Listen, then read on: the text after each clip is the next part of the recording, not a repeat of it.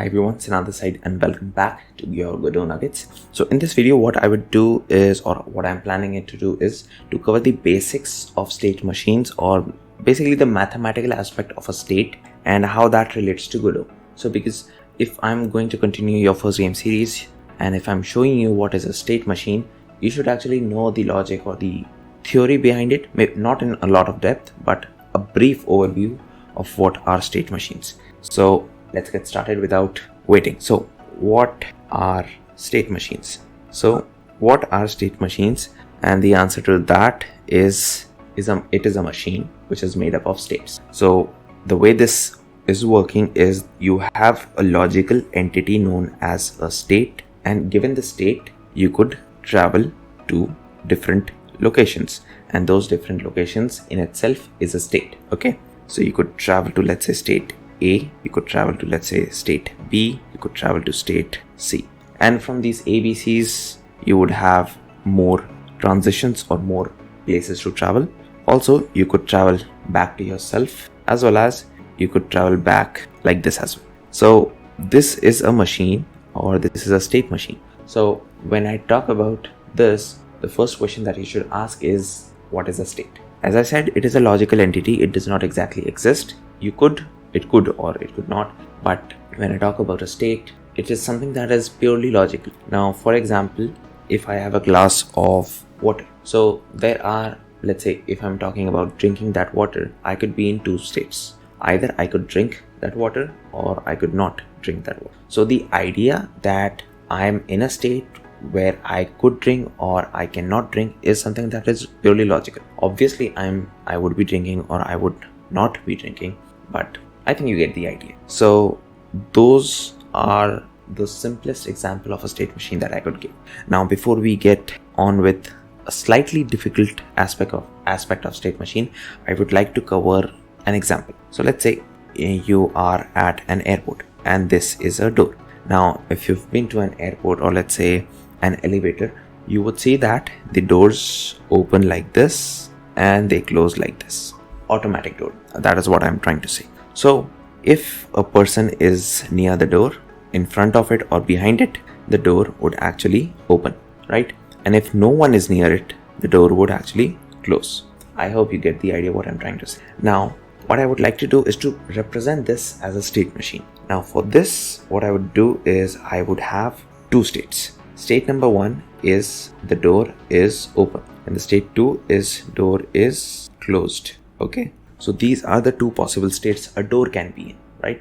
The door can be either open or it could be closed. You would also have a state or a complicated machine where you would have the intermediate phase of door partially opened or door partially closed, which technically both are the same thing, but depends on where you are actually going from, would actually determine if these two states are same or different.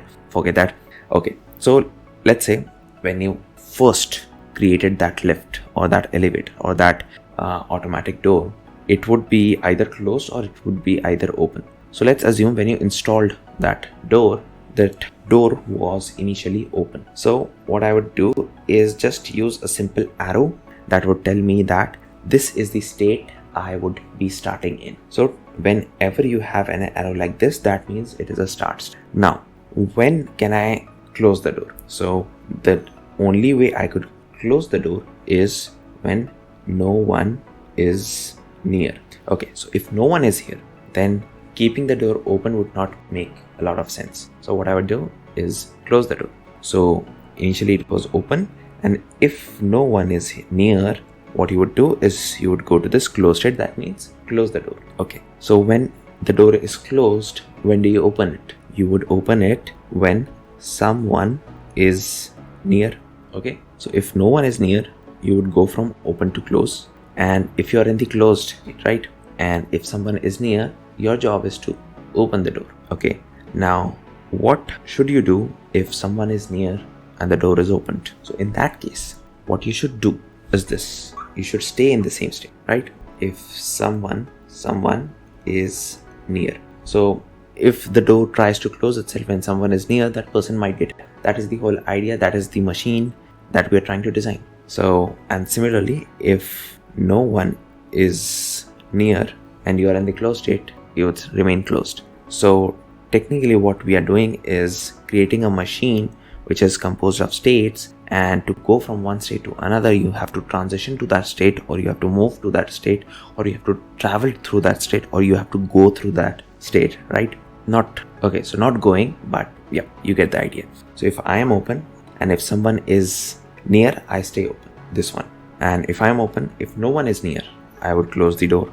And if I'm in the closed state and no one is near, I would still remain in close. But if I'm closed and someone is near to me, I would automatically open the door. Okay. Similarly, you could have a lot more transitions, you could have a lot more states, and that is pretty much, you should technically know about state machines. Now the state machines could actually get a lot more complicated. So let's look at one.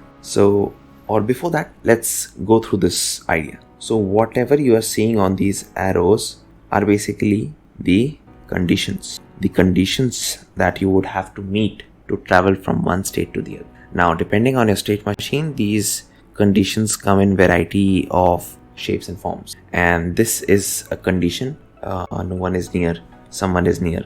This is a particular kind of condition. Let's look at a typical example that is given in college or university lecture. So let's look at this state machines, which is, let's say, Q1, and this is state Q2. And whenever you see a 0, you stay in the same state. Whenever you see a 1, you transition to the other state. Okay, so that is the definition of this machine. Now you would start in this Q1, and this is a state machine. Now what is 0 and what is 1? Now what you are given is a string of numbers. Let's say 0 0 1 0 0 1 0 1 1, something like that. Okay, so you are given a binary string. Okay, and you have to parse this string, or basically you have to go through every character one by one, and finally you would see where you would actually land up. Okay, so let's go through this. I'll choose a different color. So let's start with this first 0. So since this is the arrow pointing to this one, okay, this is state Q1, which on 0 stays there. So after 0, I am still on state Q1. So I start state Q1, and after seeing the 0, I'm still at state Q1. And again, if I see a 0, I am at Q1. But when I see a 1, I transition to this other state, which is Q2. So when I see a 1, I go to Q2. When I see a 0, I still stay in the state Q2. So this is also Q2, this is also Q2. And yeah, when I see a 1, I go back to state Q1. If I see a 0, then if I'm in state Q1, I see a 0, I stay in that state itself, and again Q2 and then Q1. Now what does this tell us, right? If you're seeing this for the very first time, you should be confused what is happening. And the thing is, let's say after parsing a binary string, okay, so if you are parsing a binary string and you end up at Q1, that means that string has even number of ones. Or if you are in state Q2, that means you have seen odd number of ones. So this is a machine that tells you, given which state you are in, if the number of ones in the string is odd or even. So this is a machine. This is a logical machine that you could create to detect, or basically in a way count in modulo 2 the number of ones in a string. Now counting is not something that is very much associated with this state machines, but it is what it is. Now there is something known as the final state as well,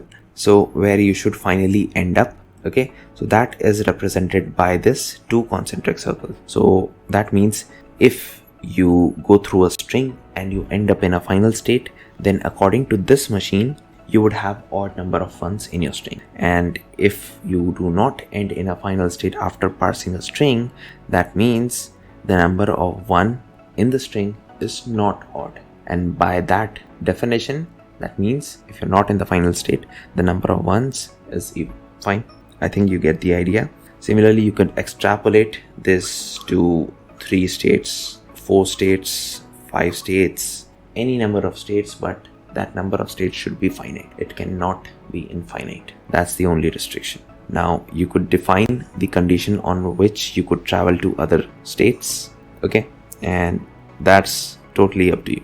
Now mathematically, if you define a state machine, mathematically it is just first a set of states, okay. It has a start state. Third one, it has set of final states. For there are transitions, or a transition function you would technically say. And I think so, yes, that is it. So yeah, that completes the state machines. I think I'm forgetting one of this option. As far as I remember, there are 5. I'm not sure which is the 5th one. This basically covers a lot, at least for Godot. It covers everything. Now let's talk about things related to Godot itself. So Godot is a game engine, right? It also uses state machines, okay? So there are 2 state machines I'm going to talk about. So number 1 is the animation tree. If you have seen your first game series, you must have seen this animation tree video where I've shown you how to create a whole state machines given or filled with animations. It has transitions and things like that. So if you have not watched it, you might have some issue understanding the thing that I'm going to say about the animation tree. But if you have used animation tree by your own itself, that would make everything clear as well. Okay, so if you remember this, I had something like this. You had something known as the start. So this start is basically this start state. Okay, this is the same thing. Now you have transitions. So here I went to this, I think, ground one in my video, through which I went to this jump, through this I went to landing, and through this I went back to this ground. Now from this ground I was able to go to this attack state, and similarly I was able to go through this air attack state. Okay, now we also had this end state, which we did not use at the moment because the player that I have made yet cannot die. You get the point. I've not progressed that series to that point. Anyways, but that would be the end state or the final state, which we are not going to use, at least for the next couple of videos. But this is it. So now if you see, we have a transition like this. We also have a transition like this one. So at end. So if you see above, we have some conditions, right? Either if I see a 0, then I do this, or if I see a 1, I do this, or if no one is near, I do something, if someone is near, I do something, things like that. These conditions are also there in this. So if you remember, I had a feature, or what do I say? I had an expression where I said that if velocity dot y is not 0, then you transition to this jump state. So if you're on the ground and your velocity of y changes, that means you're either jumping or falling. You're not on the ground anymore. So in that case, you have to go into this jump animation and figure out what to do next. So this velocity of y that we used in Godot in that video is actually the condition here, the same condition. Now you see the number of states are finite. So I have ground, landing, jump, attack, air attack, start and end. So it is finite. We have transitions on when can we actually transition to a particular state. So this one is something like at starting itself, or auto transition. So whenever you start this state machine, you would automatically go to this ground state without even checking any condition. So that means no condition is the condition, and then you are into this ground state where you figure out if you can attack or is attacking. So if you're in the ground and you can attack and you are actually trying to attack, you transition to this attack. Okay, similarly, if you're in the ground and you've pressed the space bar, you would actually change the velocity of y. That in turn would change you to this jumping animation. Similarly, after that, when your velocity of y is actually greater than 0 or is 0, I don't remember correctly, velocity of y is 0, that means after jumping you've landed on a ground. So that at that point you play the landing animation, and after you play the landing animation, you immediately jump to this ground state. Okay, so the condition here, this arrow is at end. So that means whenever this landing animation is completed, you would throw a signal, and that signal is the condition of this transition. So you transition to the ground state, and that is the whole idea. It's as simple as that. You have a state, you can transition to other states, and you have some conditions on when you can actually transition. Now these states in itself would have some properties. So in terms of animation tree, these ground and these jump are having their own properties, such as the animations what are to be played. And in Godot, these ground states, this jump state, this in itself is another state machine, but we are trying to abstract everything. Abstracting it makes it a lot more simpler, easier, and logical to understand. So okay, I think I've made myself pretty much clear on what is animation tree. Now let's look at the next thing that we're going to do in your first game series, which is, you guessed it, state machines for the player logic. So let's look at that. So the logic for this or the player logic in state machines, using state machines, is a very simple concept. Player logic using state machines. So this is a very simple concept, and by that I mean when you are actually writing a whole game, the number of lines of codes that you would be writing would be a lot. Now if that is the case, let's say you have 5,000 lines of code. Now once that is the case, it is very difficult to manage your code, and if there is an issue in your game, it is almost next to impossible to figure out what was the issue. Now to counter attack this situation is you could use the state machine. So what you would do is, like here you created this states and this transition, right? Now what you would do in Godot is write your own state machine, write your own transition logic and everything, because you could actually create your own nodes using scripts in Godot. Fine. And using them, we could actually figure out a way to create our own state machines. And using that, what we could do is we could actually divide this 5,000 lines code logic to 1,000 line code logic. So one would be handling jumping, one would be handling running, one would be handling idle, and depending on how you want to expand this, it's totally up to you. But that is pretty much the idea of state machines in player logic. Now a couple of things you could do with this is you could create your own boss fights, and that would be determined on states. So your states could be dependent on the health that the boss has. So if you've seen some old games, so if the health is low of a boss, it would behave differently when you actually started fighting him. So let's say if you're playing Pokemon Black or Pokemon White, so any trainer or any gym battle that you would have, and his Pokemon is down to, let's say, 2 HP or 3 HP health point, what they would do is use a potion, and that makes you frustrated. So that in itself is idea of state machines. So if you have health less than this, behave in this way. Now in these smaller blocks of code, you could actually determine or define the behavior of that entity which you're trying to control with the state machine. So if you are a boss fight, so if you have a health more than, let's say, 50%, start behaving in a certain way. If you have health less than 10%, behave in a different way.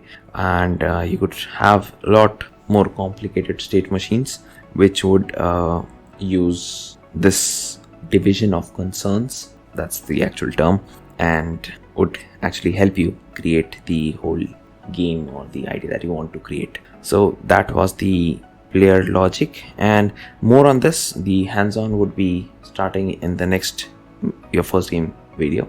And now technically the video is over, okay, but I know this video took a very long time to make, and I just want to clarify what I was doing in the meantime. So what I have done is, the past 1 or 2 weeks I was writing my own program that would help me automate the video editing process, because that's something I don't like. Video editing is very monotonous and it's difficult. Not just it does not require a lot of mental power, but requires a lot of effort, because just to make a video, let's say an hour-long video, I have to first record it for about 2 hours, then I have to go through that entire video, then I have to remove the parts that I don't want, then keep the parts that I don't want, then zoom in, zoom out, things like that.